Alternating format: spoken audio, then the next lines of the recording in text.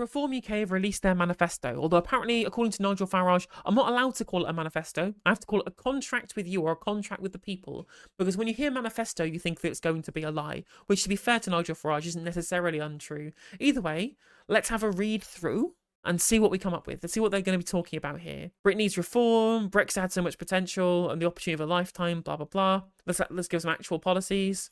Core pledges: smart immigration, no more small boats, no NHS waiting lists, good wages for a hard day's work, and affordable, stable energy bills. Now, looking at what they're talking about here, of course, I'm not going to go over much of their immigration policy. We know they want to bring down immigration and stop the boats, right? This is policy. We know they're going to have their big immigration party, but that's not what I'm interested in on this channel. I'm interested in the policy that's a little less obvious. So their NHS waiting list, they say, still at free at the point of delivery. So this French-style system that Nigel wants is a project for another time. Not immediately. They need to sell people on getting rid of the NHS first. Cut back office waste to spend more money on the front line, tax breaks for doctors and nurses to tackle the staffing crisis, which is essentially the same as giving them a pay increase. It's identical to a pay increase, giving them a tax break, so whatever, that's fine by me. But when they say they want to cut back office waste, that doesn't exist. The NHS is one of the least managed healthcare systems in the world. It's incredibly efficient already. If there was efficiency savings on managers to get cut, the Tories would have done it under George Osborne. They're not doing it now. Good wages for a hard day's work. So they're trying to do this small tax cut plan. I've already talked on this channel about how the tax cut plan is essentially a way of trying to coax and hoodwink poor people into voting for them, whilst giving bigger and better tax cuts to richer people, knowing that rich people tax cut will allow them to buy up all the assets. So the extra 1,500 quid that you get per year is going to get you less for your money. You're going to have more money in your pocket, but you will feel poorer because you will be able to get access to fewer resources with that money. There's a real con that they do, but please watch my other videos about that. And of course, that doesn't make people pay. Good wages don't come from tax cuts. Good wages come from demand-side labour market reform. They come from investment in productivity gains. It comes from having strong trade unions and collective bargaining rights. And it comes from smart monetary policy that helps create tight labour markets to increase wages.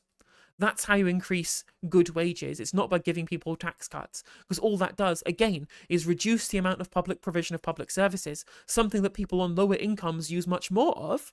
They are net recipients of state help rather than net contributors. So if you cut taxes for everybody and reduce state provision of public services, poor people have less because the rich people can pay to go private. Affordable and stable energy bills. Scrapping net zero apparently will save people £500 a year. Not true.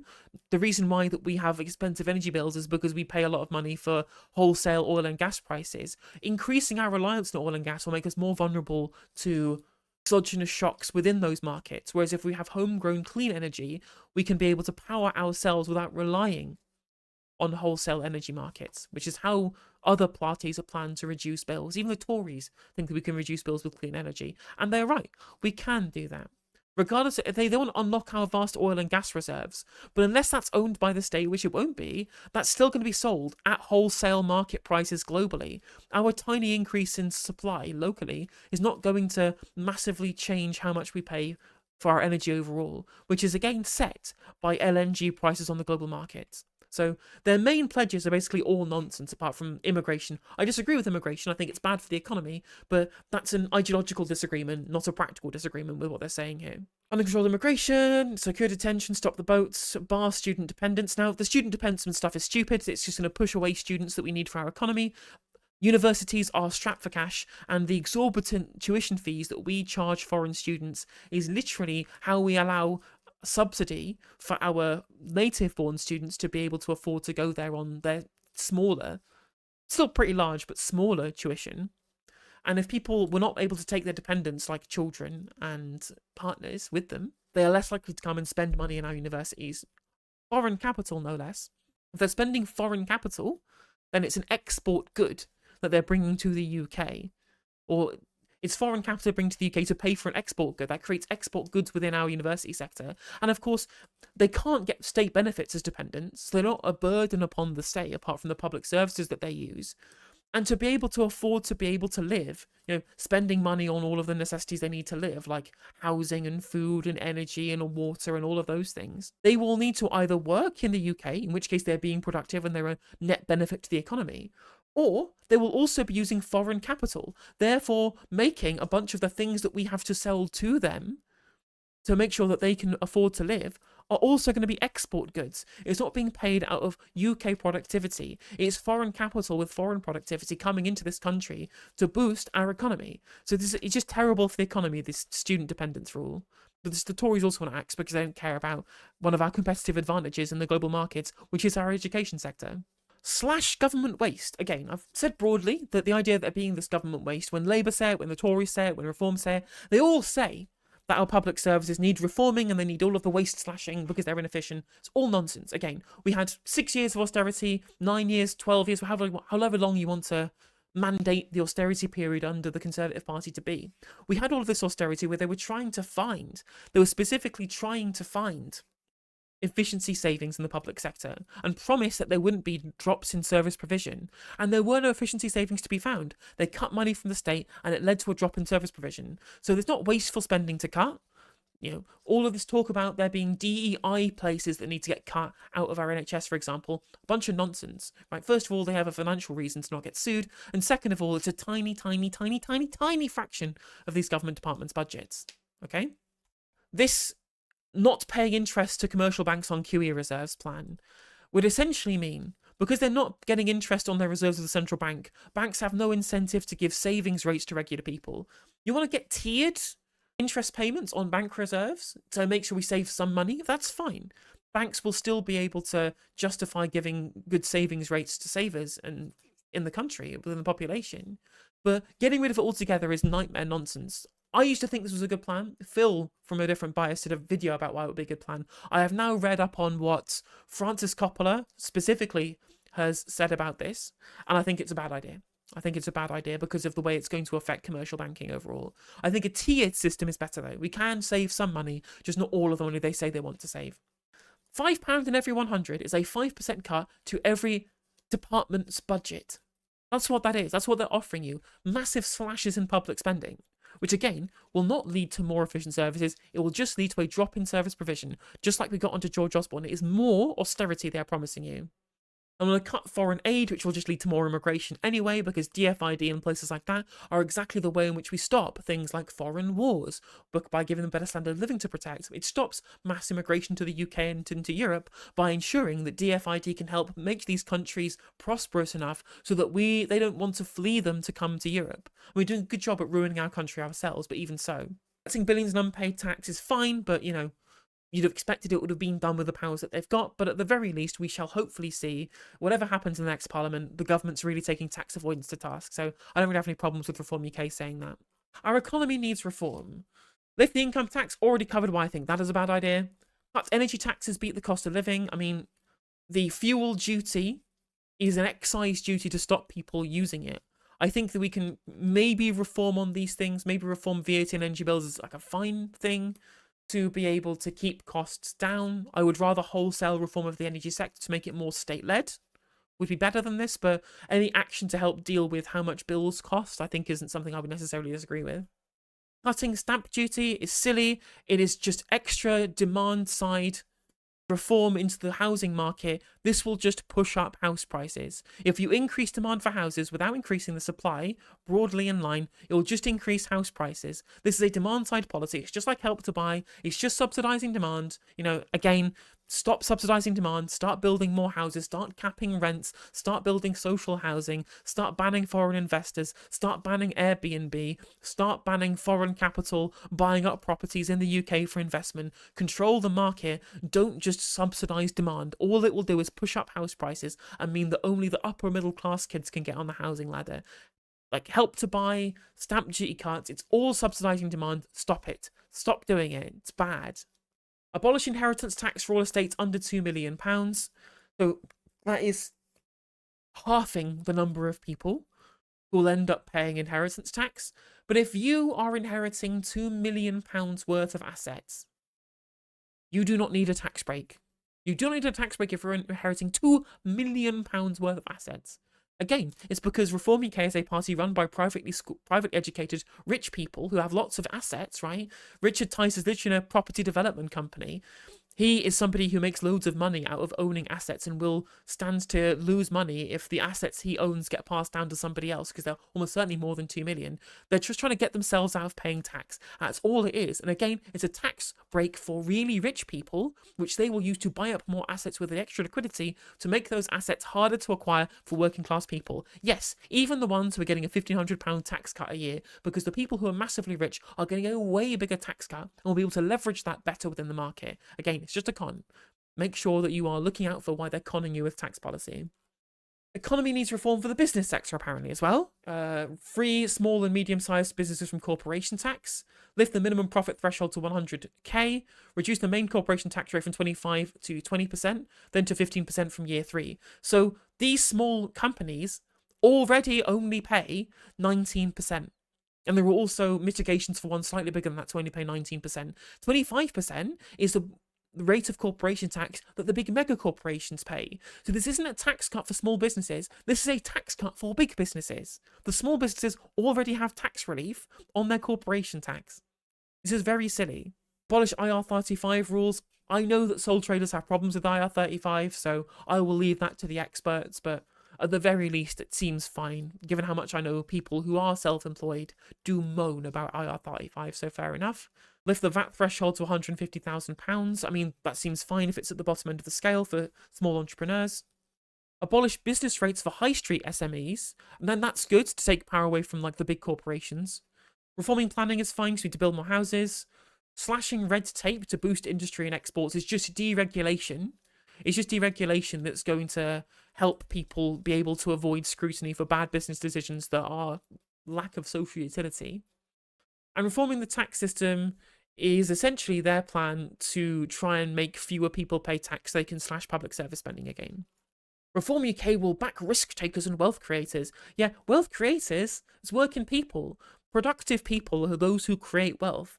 Those who create the wealth of our civilization is those who apply labour to capital. It's the people who sell their labour for a wage to those who earn the means of production. It is not capitalists who create wealth, Nigel. Despite record extra funding in recent years, NHS healthcare outcomes have declined. Yes, because of too much privatisation, and the extra funding is going into crony contracts and PPE during the pandemic. Again, we are still not doing enough that we need to do so. The Nuffield Trust has come out essentially saying that the Tories and the Labour Party on current manifesto plans are going to leave the NHS in a worse state than it was under austerity. So their plans to cut 5% from every government department will also make the NHS worse as well. Like, their plans for nurses is fine to be able to give them extra money, like a tax cut and a pay rise for these people being paid by the public sector is essentially the same thing. There is no spare independent, obviously private, healthcare capacity, right? So private healthcare capacity is not spare, it's just the NHS provision. So that's not something you can use to reduce waiting lists. That's a lie. It's the same lie that Wes Streeting tells you. Funny how Wes Streeting and Nigel Farage have the same policy. Tax relief of private healthcare is just, again, just a bung to the private sector, a bung to private healthcare magnates, a bung to rich businessmen and big pharma. It's funny, these people, these anti-elitists, these populists who say big pharma is bad, sure do love giving tax breaks to big pharma. Improve efficiency, we're already very efficient, as I've said before. NHS voucher scheme, again, if you go for a voucher for private treatment, you're not skipping the queue. So you're not using extra capacity, you're just skipping the queue because there's no spare capacity in the private sector. And a vaccine-harmed public inquiry, well, again, just a little thing for the conspiracy theorists at the very least. Net zero is crippling our economy. I've already gone over why this is nonsense. Law and order needs reform. Increased police numbers seems fair enough. They've already been cut by the Tories. Zero tolerance policing and things like broken windows policing and stop and search have been shown not to work. These are authoritarian policies that broadly the public do like. The public do support these policies, but they're not good. They don't succeed in bringing down crime rates and historically have not done so. Common sense policing, not woke policing. I mean, there isn't two-tier policing. Like, the idea that DEI is causing two-tier policing is crazy. The two-tier policing is the fact that black children are far more likely to get stop and searched than white children, and the Casey review exposing the internal bigotry problems within the police force. When they say two-tier policing, they are dog whistling to the Tommy Robinson types that somehow the far right are being treated worse by the police. It's just, as I've mentioned in videos before, which I'll link into the description, The reason why the far right always come off worse against police is because they're idiots and they don't understand that they voted through draconian police powers with Suella Braverman's police crime and sentencing bill, which the police used to curb their protests. They wore masks when they weren't supposed to. They supported the government when they took away the right for lefty protesters to wear masks. We stopped wearing them.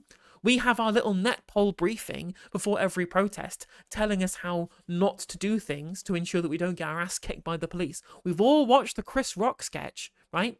Yet rightoids and the Tommy Robinson types, they don't know what the police's duties are. They don't do the proper research beforehand to understand what will get them arrested and kettled and what won't, because they're idiots. And they think, oh, well, they didn't do this to lefty protesters. Yeah, because we know what the hell we're doing. We're professional protesters, right? If there's one thing that leftoids will do is we protest all the time. We know the shit that we're doing, whereas rightoids are idiots who don't bother researching beforehand.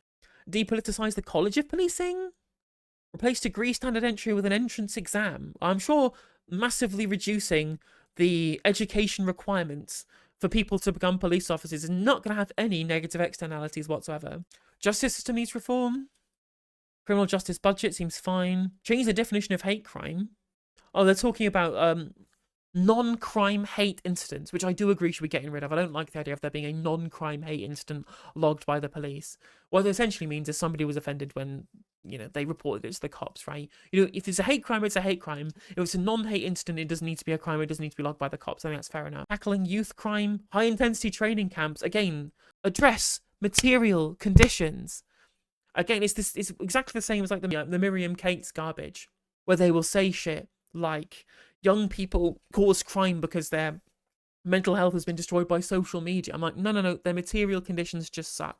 Like, we need access to things like Sure Start and public programs to help people to be able to lift living standards, because relative poverty is one of the biggest drivers of crime. But they have no plans to make relative poverty better. In fact, all of their plans make relative poverty worse because they're giving massive tax cuts to rich people and very small tax cuts to poor people. That will make inequality worse and relative poverty worse. And they will do extra detention, I guess. Very, very authoritarian. But then again, it plays well with the public, so it makes sense. Too many young people are being let down.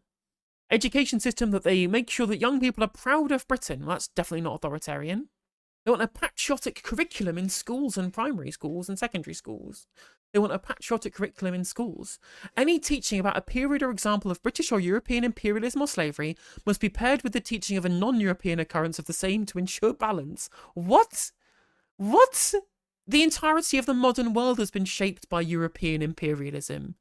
The idea that you can just say, I know we were bad, but did you hear that this happened one time when there was imperialism elsewhere? I'm like, yeah, but it didn't have the same effect though, did it? That's a really weird gripe. It's so much like weird conspiracy shit, like this idea that woke teachers are indoctrinating our children, or DEI is ruining the police, or the stuff about like vaccine harms and injury stuff, like real kind of mainstream conspiracy theory stuff. I wonder if they mention the World Economic Forum at any point during this manifesto. Free and social science curriculum to be reviewed and audited regularly to ensure balance. Again, who decides what balance is? Our children must be taught about their heritage. We get taught about our heritage. Do you think they just stopped teaching who Henry VIII was? And now they just teach them about how Ho Chi Minh defeated the imperialists of France and America twice? Like, come on. What do they think is being taught in schools? Have they ever spent any time in school? It's just like the Eric Kaufman thing for policy exchange, where they were desperate to prove that woke teachers were indoctrinating children into what Eric Kaufman described as cultural socialism. So he commissioned a study by policy exchange into young people's engagement with critical social justice, whatever the kind of canard or epithet they want to use for young people being progressive. And they commissioned this report for policy exchange. And it came up that actually, no, they're not being taught about woke subjects at school. In fact, when it comes to things like social justice and progressivism issues, only 10% said they first heard these issues at school. The vast majority heard them online, within peer groups, on social media. The idea that this is a woke schools teaching our children to hate Britain is just nonsense. It doesn't have any basis in reality. It's just a conspiracy theory. Again, it comes back to the centrist bell curve, where they believe that if young people are all left-wing, it can't be because it's the basis of material conditions, because usually there is like a small amount of extremes in one big centre, but obviously the young people are very extreme towards the left. But that's not a function of them being indoctrinated. It's not some fifth column turning them into Marxists. They're responding to their material conditions, but they don't believe our material conditions are bad. They believe we're eating too much avocado toast. And transgender ideology. There's not an ideology. Trans people just exist. No gender questioning, social transitioning, or pronoun swapping. Well, you can't stop me. You can't stop us from using different pronouns. Like, social transitioning is just wearing different clothes. Like, how are you going to enforce this? No gender questioning. Gender questioning is an internal process with oneself. How are you going to enforce this? That's very silly. And also, schools already have single-sex facilities. They just have some mixed-sex facilities as well. I think it's fine if you have some single-sex and some mixed. That's absolutely fine. As long as the single-sex facilities exist somewhere, that's fine. Against, you want to roll back on Labour's plans to have VAT on private schools, which is, again, just a sop to rich people. Scrapping interest on student loans is good. Cut funding to universities that undermine free speech. Now, I've talked a lot about this on this channel, but I'm going to reiterate it again. The reason why universities are capitulating to students who have demands over who does or doesn't speak doesn't happen actually very often. This idea of deplatforming, cancelling people, it just happens to people who have big platforms to moan about it. Now, plenty of right-wing speakers speak at universities without a problem. It's just when Ben Shapiro or Milo Yiannopoulos or Kathleen Stock come along, to not talk rationally, but to use it as a propaganda podium for them to be able to spread their hatred, people kick off like they did with Zipi Ottaveli, like the literal fascist from Israel. The reason why universities are capitulating to these demands is because they have been turned into businesses. They are profit-seeking entities. They are not instruments of social utility anymore. They're not there trying to create the best students. They are there to try and get as many consumers as possible. They are trying to make as much money as possible. It's why they maximise the amount of students they get in from UK, from overseas, because it makes them lots of money to do so. And if they think they're going to lose access to that capital, those students paying them money, their profits, because they are inviting speakers who are going to make people less likely to go and study at their universities, they're not going to do it, right? They're not students, they're clients. Why should people who are paying for a service get shitty service in their mind's eye, right? They're not being treated as students who are being imparted with wisdom. They are clients who are paying for a product. And if they don't like the product, they will send it back.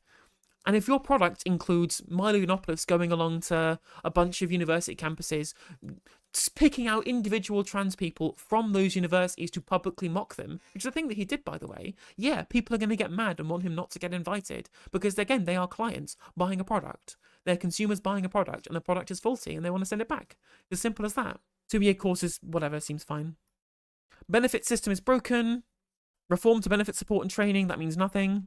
Job seekers and those fit to work must find employment within 4 months or accept a job after 2 offers. What? How are you going to make them have job offers? Are you doing a fucking work fair? Are you doing a federal jobs guarantee? How are you going to make sure that these 2 job offers are available to them? And again, this is a big lie that they tell, that there's this kind of massive glut of like long-term benefit seekers. It's just not true. Like, the number of people who claim welfare is static somewhat and has grown slightly, but it's an ever-shaping, ever-changing group of people who come in and out based upon whether or not they're employed or not. Like, you can't just get rid of the non-accelerating inflation rate of unemployment. You can't get unemployment down to 0, otherwise you have an inflationary spiral. And then unemployment happens because there's an inflationary spiral, and you go back to the Nauru. This idea that you can just get rid of everybody's benefits if they don't find a job is nonsensical, because unemployment is a specific part of capitalist markets. Capitalist labour markets mandate unemployment unless you have a federal jobs guarantee. Read Koletsky. He outlines it perfectly as to why the capitalists do not want a full employment economy. And if you don't have a full employment economy and you get rid of people's benefits because they can't find a job, then you're just killing these people at the end of the day. It's stupid non-policy that is there as red meat to idiots rather than because they understand how economics works. And then face-to-face assessments for people getting PIP. Just more ATOS miracles that they want to do, more humiliating assessments for the disabled people as again, which cost more to administer. They cost more to administer than the benefits they pay out to the disabled people for PIP. It costs more to administer PIP than it does to give people the PIP in the first place by doing the means test. It's really stupid. Employment is critical to mental health. I mean, I've read this beforehand. It does say things like getting people into jobs will improve their mental health, and it's just nonsense, right? Like, you're going to be more mentally healthy peeing in bottles in your Amazon warehouse, right? Like, come on, like, get a grip. Good work that pays, work where you have a vocation, work where you feel like you have a future, where you feel like you have somewhere to be able to progress to, where you feel like you're going to be able to own assets to be able to create a nest egg for yourself, that is rewarding and probably could be good for your mental health. But that's not the employment market we have in 2024. We have people humping shit for Uber Eats. We have the gig economy. We have low workers' rights. We have low worker remuneration. We have low terms and conditions for workers. And of course, assets are really expensive, like houses. So people who do work don't believe that this is a route to getting themselves a nest egg. It's just working is things they have to do to pay the landlords to own the house that they live in. They're not accumulating assets or wealth or savings. They are working to live. And this basically applies to huge swathes of the population under 50 in this country. And that is not good for your mental health. Again, you can say that work is good for people, it's necessary for a functioning economy. But the very, very specific problem that we have with people having poor mental health is the feeling that it's pointless. The feeling of working to live is what the problem is. Unless you reindustrialize, which they have no industrial strategy to do, the good vocational jobs that set you up for life and have that progression and let you build a vocation, that let you build a future and build a nest egg for yourself, those aren't coming back. And they want to do more supply-side labour market reforms that are going to push down wages and make life worse for everybody who works. It's so dumb. It's so dumb. Housing crisis plan. Now, I think that some of these are okay. Fast track and tax incentives development for brownfield sites, that's fine. To review planning system, we all agree the planning system needs reform now. Reform social housing law, I think, is just kind of racism bait. Like a lot of these things where they say they pick very specific certain areas where foreign nationals are on social housing lists, but broadly across the country, the social housing stock has a similar amount of foreign-born people in it than is the demographic across the UK as well. And those communities which have high levels of foreign-born people or foreign nationals in social housing are communities where broadly the community itself has a high number of people who are foreign nationals. So scrap Section 24 for landlords. The tax system should encourage smaller landlords. No, we should be banning landlords. Landlords are rentiers who are bad for the overall macroeconomy. We need to have more owner-occupiers. But if you incentivize landlords to buy up the new housing stock, you won't make more owner-occupiers. All you make is more renters and more middle-class people with housing wealth that they don't need, in addition to their existing housing wealth. And obviously want to abolish the Renters Reform Bill because they hate young people and hate renters, because they're trying to get old people to vote for them, not young people, so they don't have to care about doing good for renters, because most older people are owner-occupiers and not renters. Obviously, leasehold reform is fine. New construction technology, I agree. Support marriage for the tax system seems fine. Majority of mothers would choose to stay at home more if they could. Front-loading the child benefit system for all children aged 1 to 4 would give the parents the choice to spend more time with their children.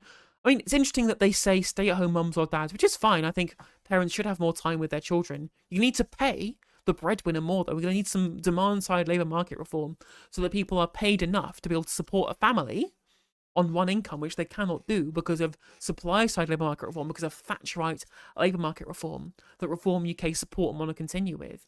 Like, they want to essentially subsidise people staying at home, which is fine. Like, child benefit is fine to keep people to be able to care for their children, whether they're a mum or a dad. Mandate single-sex space is just Kemi Badenoch shit. Child-friendly app-restricted smartphones, sure. And review the online safety bill, which bear is trash, just use a VPN. Crumbling infrastructure. Now, this is where it actually gets okay. I disagree with scrapping HS2. We need more high-speed rail. The war on drivers it's just nonsense. That's not true. Again, back to the mainstream conspiracy theory stuff, talking about, low traffic neighborhoods and 15-minute cities specifically. This is part of their World Economic Forum plot to try and get you out of your car. And I'm like, we should get people out of their cars because it's bad for the environment and it's expensive and it uses up fuel. Like, we need more induced demand using extra supply for public transport to replace motorists rather than just banning motorists. But low traffic neighborhoods are good for pedestrians, they're good for businesses, they're good for air quality, they are good in general to be able to have people in places where they can live properly with more third spaces rather than sectioning out huge swathes of our city space for fucking cars. No, these aren't supposed to be for cars, they're for people. Get rid of the cars. Low traffic neighborhoods are based, and we should have more of them.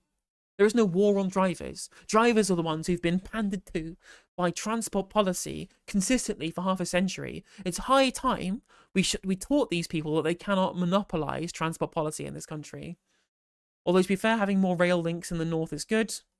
And one thing that is good is this policy right here. tighter regulation and a new ownership model for critical infrastructure. The British taxpayer needs to be in control of Britain's utilities. Launch a new model that brings 50% of each utility into public ownership. The other 50% will be owned by UK pension funds, benefiting from new expertise and better management. We will ensure standing charges are capped to help low users and pensioners. Now, this is good. I like these plans a lot. 50% by 50% is a good way of doing it. It's just how Botswana deal with their diamond mines. They are 50% state-owned. The issue, of course, is this just new infrastructure? Is this new infrastructure projects? Is this nationalising old utilities like water and energy? Because I notice in the costings here, it says £25 billion worth of savings one-off and £5 billion per year. So I'm assuming they're not nationalising any existing utilities. It's going to be new utilities that get created, which, of course, we'll see how much of that actually gets built. But having an infrastructure bank seems like a good thing, but we should have net zero objectives. British farming needs reform. I mean, I always agree with farming subsidy. We have to be more self-sufficient on farming policy. And New Reform UK agree with the Greens broadly on this, and getting British agriculture back on its feet is good. I just think that climate-related stuff is where we differ on this. We should be maximising climate-friendly farming through subsidy rather than taking away subsidy for these things. But broadly, the idea that we should buy British to be more environmentally conscious and to keep money in our local economies and help our current struggling farmers to be able to produce food for ourselves so we don't rely on imports when we have a gigantic trade deficit and trade is worse post-Brexit. I think these are fine. I think these are fine policies. I don't really care about the fishing industry. I mean, you ruined it with Brexit. Elderly care. Commence Royal Commission to inquire of a social care system, which I guess wants to be cross-party, which is basically what West Streeting was saying on Laura Kay this weekend. Constitutional reform. Leave the European Convention on Human Rights. Terrible. Again, just, we will take away your rights, but we will also take away somebody else's rights. So you like this? Do you want to cut your nose off to spite your face? Britain? Essentially what they're saying. Reforming the House of Lords is good. Postal voting reform is not leading to electoral fraud. This is stupid Trumpian conspiracy theory nonsense. Proportional representation, 100%. British Bill of Rights, no, we're fine with our European rights, actually. I do not trust right-wingers to be able to protect my fucking rights, actually. Thank you very much. Reclaiming Britain. Now, this is where things get weird, okay? Reaffirm British sovereignty. Reject the influence of the World Economic Forum. This I called it, chat. I called it that they would end up mentioning the World Economic Forum policy at some point during the document here. But the World Economic Forum stuff, again, it's just conspiracy theory. Reject the World Health Organization pandemic treaty. Again, do you want to make us more exposed to future pandemics, I guess? Obviously, they want to cut a bunch of provision from the healthcare service, which is why we're in the mess with the pandemic currently, because austerity cuts, reducing our preparedness for a pandemic is what screwed us over. Cancel membership of the World Health Organization? Jesus Christ, okay. Opposing central bank digital currencies. We oppose a cashless society. Now, I understand, right? The CBDC stuff is basically a conspiracy theory at this point, but I do understand people's concerns about moving to cashless society.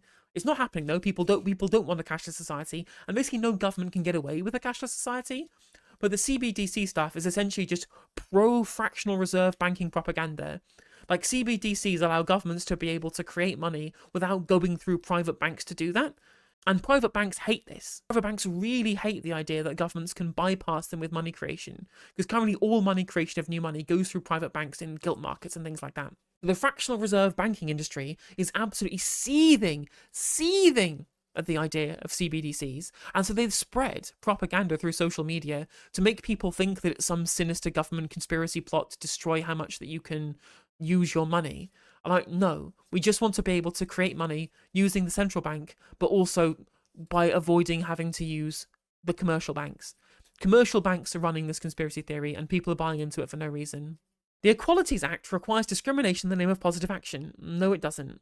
We will scrap DEI rules that have lowered standards and reduced productivity. No evidence for this. Comprehensive free speech bill. Legislators stopped left-wing bias and politically correct ideology that threatens personal freedom and democracy. Again, no evidence for this. No evidence for any of this. What left-wing bias? Every single sector in this country, apart from education and healthcare, has basically been privatized. We have a very, very right-wing country. But I guess one person said that you shouldn't call people by a slur, and the rightoids got mad, apparently. Cancel culture, left-wing hate mobs. We're going to legislate Twitter to stop dog piles. I guess Tories already tried to do this. Political bias in public institutions. Again, no evidence for this. Stop Sharia law being used in the UK. It's not being used in the UK. Like, That's not a thing that's happening. Another conspiracy theory that the Muslims are coming over here to great replace you and then to change our law to Sharia law. Absolute nonsense, conspiracy bullshit. No more debanking. I mean, it depends. Debanking for political reasons, like the man who was gotten rid of from Halifax, that's fair enough. Debanking because you as a rich person like Nigel Farage fell under the financial viability of your account at Coutts. It's not the same thing. If you don't have enough money invested in Coutts who require £3 million worth of assets stored with them, which you have fallen under as financial viability, you cannot get mad when they get rid of your account that you signed up for once you fail to meet the requisite requirements to keep that account. I'm sorry, that's not being debanked. That's just failing. They offered you a NatWest account that normal proles can use, Nigel, and you turned it down. You turned down the Prowell Bank because you're too posh for it. You wanted your swanky, exclusive, high-ticket, posh person's bank, and you couldn't deal with the idea that you had to share a bank with the undesirables like NatWest, who own Coutts anyway. Because he's pathetic. He's a pathetic little man-child. Commence reform of the BBC. It's institutionally biased. Yeah, to the right, we have evidence they're institutionally biased. They literally did an internal audit showing that economic output is biased to the right by framing government debt as being bad. That's an internal assessment of the BBC's own economic coverage. More public holidays, just a Corbyn-era policies, that's fine. Anti-corruption unit is also fine. We do have too much corruption, it's absolutely fine. There's this funding document here as well, which I do not have enough tax knowledge to be able to go through. Well, that was mental. That was absolutely mental. So, yeah, there are a couple of good policies. I'm not going to say everything was bad. Like, the infrastructure plans are good. A bunch of the things that help, like, our healthcare workers are good, like giving them out of taxation by giving essentially a pay increase by a different name. That's good policy. I like that. That would help solve doctor strikes almost immediately if you give them a pay rise that they were asking for specifically. Outside of like a couple of policies, a lot of it was just sops for the rich, like inheritance tax cuts, like corporation tax cuts for mega corporations, like no VAC on private school fees, like cutting inheritance tax, all of these things that they are doing to be able to gift rich people even more money, like tax breaks for private healthcare corporations. Like, that's just a sop to rich people. That's all bad. And then on top of that, on top of all of this terrible economic policy, the slashing of public budgets so that poor people who rely on public services have even weaker public services at a time when they're already on their knees. On top of all of this, there's just conspiracy theories everywhere about the vaccines, about the WAF, about the WHO, about transgender ideology, about critical race theory, about woke teachers indoctrinating our students. All of these things, it's just conspiracy theory nonsense done by people who are obsessed with this idea that young people don't have the same values as them to pander with red meat to boomers who can't understand why young people have different opinions to them. That's exactly what this manifesto is. It's just a conspiracy. It's a mainstream conspiracy theory manifesto, like 15-minute cities and low traffic neighborhoods and the war on motorists. These aren't things that are happening. These are things that in your brain because you're not being pandered to anymore. And again, I expect them to get lots of votes amongst boomers with this manifesto. Young people, though, if you vote for this, you're an idiot. Like, anyone who votes for this is an idiot. But young people, especially working age young people, especially who vote for this, you are cutting off your nose to spite your face. You are making your life worse because Nigel Farage is a charismatic leader. He's selling snake oil. Do not buy that snake oil. Take it from me. Hey there, if you enjoyed the video, make sure that you like and leave a comment. That helps the video out in the algorithm. If you subscribe and ring the bell, it'll let you know when I go live. I stream every day on YouTube and Twitch. You can also follow all of my socials down in the description. And if you want to support me in a more financial manner, there's a join button for membership to just 99p to be a member on YouTube, as well as a Patreon, and there's some merch there as well. And hopefully I'll catch you on the next video. Take care.